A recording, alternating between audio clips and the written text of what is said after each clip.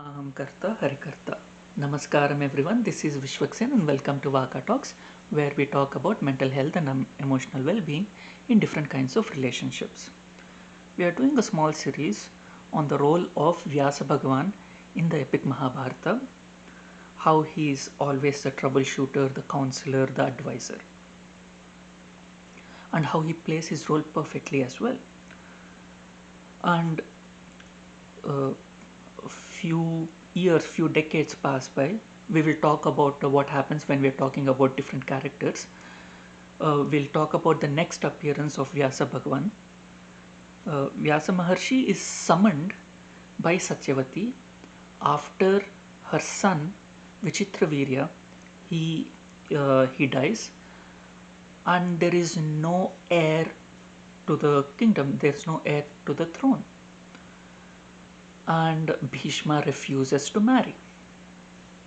So Satyavati reveals that she had a son before she was married, and she reveals the identity of Vyasa Maharshi, and she says that she can summon him and ask him to bless them with an heir through niyogam. Niyogam is a practice that was followed where when there was no heir, the widow or the daughter or whoever any woman of the royal household was allowed to engage uh, in a union with a pious and virtuous person to beget a child. So Satyavati, she summons Vyasa Bhagavan, and she sends both Ambika on consecutive nights to unite with Vyasa Maharshi. Vyasa Maharshi, looking at his form, his brilliant form, first when Ambika entered his chamber, she closed her eyes because she was so shocked. Few say out of his brilliance, few say due to his shabby appearance, and out of which she was blessed with Dhritarashtra, who was born blind. And then Ambalika is sent the next night, and looking at Vyasa, she turns pale out of fear.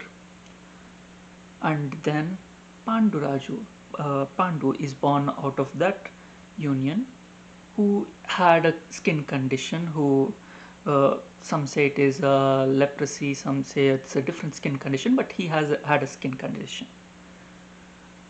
And Satyavati is not. Satyavati was unhappy because she wanted a very healthy heir. So she asks Ambika to go back the next day, and Ambika was scared, and she sends her dasi, her servant, maid servant, and the maid servant uh, does her duty perfectly, and she unites with Vyasa, and then out of that union Vidura is born.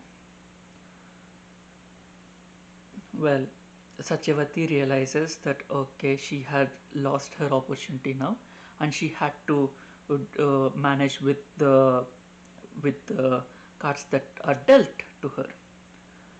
And then she thanks Vyasa, and he goes back. So over here we see that Vyasa has done his part perfectly. He was summoned for a particular reason, and he does not stay back saying, okay, now they are my children, so please give all the luxuries of the royal household to me. I want to enjoy the lavish lifestyle. No, he was summoned for a particular reason, and he performs. He finishes his duty and he leaves. So whenever there is an advisor, whenever there's a counselor, whenever we summon someone, we ask someone to help us, after helping us, yes, we are always happy and indebted to them for their service and for their help. Usually when a toxic person helps us, they stick around to extract a lot of resources from us, holding that assistance, that help, as a bait over our head. They always make us feel guilty, but here Vyasa does not do that. He's summoned his and he finishes his work, his duty, and he returns, exactly like how a healthy advisor and a counselor and a healthy emotional support system does. When we seek their help, they help us, but they don't hold that help over our head and keep demanding more and more from us. If you like my content, please hit the like button and share your experiences in the comment section below, and please share my videos with people you feel would benefit from my content, and please subscribe to my channel. Thank you. Until we meet again.